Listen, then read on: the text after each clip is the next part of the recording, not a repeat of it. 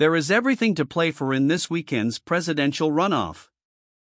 Few Argentines saw radical candidate Javier Milei coming until he won the primaries in August. He may have been pipped to the post by left-wing Economy Minister Sergio Massa in last month's first round, but now polls put the two candidates neck-and-neck ahead of the decisive runoff vote. One thing that is certain is that the economy will be the key factor in this election, which comes at a time of deep economic crisis for Argentina. With inflation now topping an annual 140%, fixing the country's finances is top of the agenda for voters and candidates alike. I personally have a little notebook with names of people who can't make ends meet and I give them items on credit, says Lourdes Monjes, who runs a corner shop in the poor Buenos Aires neighbourhood of Isla Maciel. She has seen things get harder, especially in the past few years.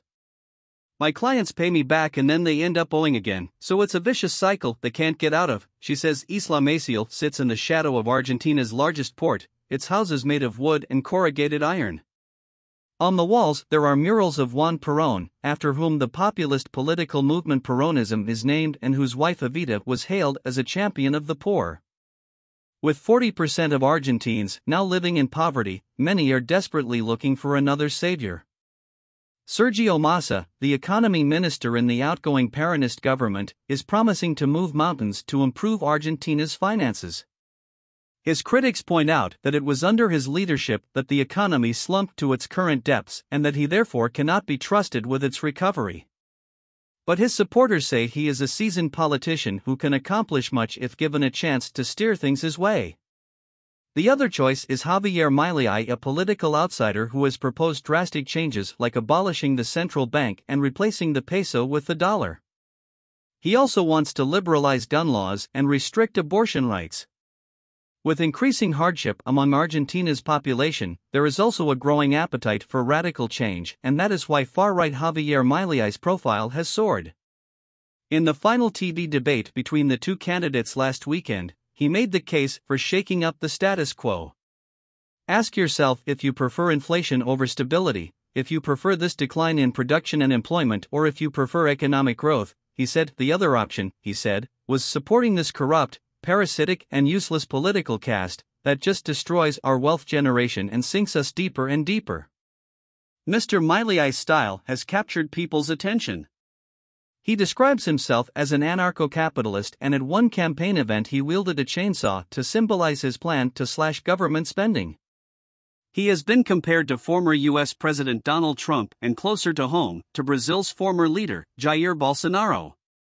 From an economic point of view, they are very similar because they have this idea that the markets solve everything and the state is not necessary, says economist Paulo Feldman from the University of São Paulo. Of the parallels between Mr. Bolsonaro and Mr. Milei. You don't need to plan, you don't need to have government, you don't need rules, Mr. Feldman says of Mr. Milei's proposals.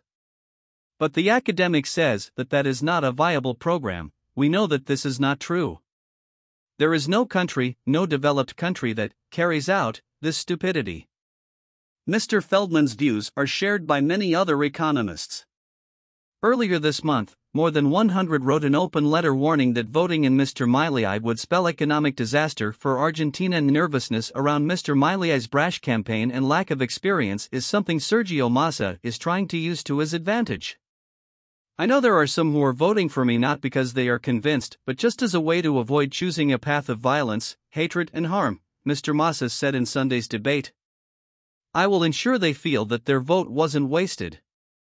Whoever wins, the next president will have a challenge on his hands. Whatever comes next is going to be tough, says political analyst Ana Iparraguirre of the difficulties of lifting Argentina out of its economic hole. It's going to require adjustments, budget cuts, reducing state expenses, and that is going to come at a high cost, so we are going to have to wait and see how far each of them are going to go. Back at the port, a group of young boys are kicking around a ball in the street. In the distance are stacks of shipping containers. These youngsters live in the shadow of one of Argentina's economic engines, yet their lives are far removed from any of its benefits. Several of the young footballers are wearing t-shirts with Lionel Messi's name emblazoned on the back. Argentina is not short of sporting heroes, but people here say what they need is political heroes to pull the country out of this deep crisis.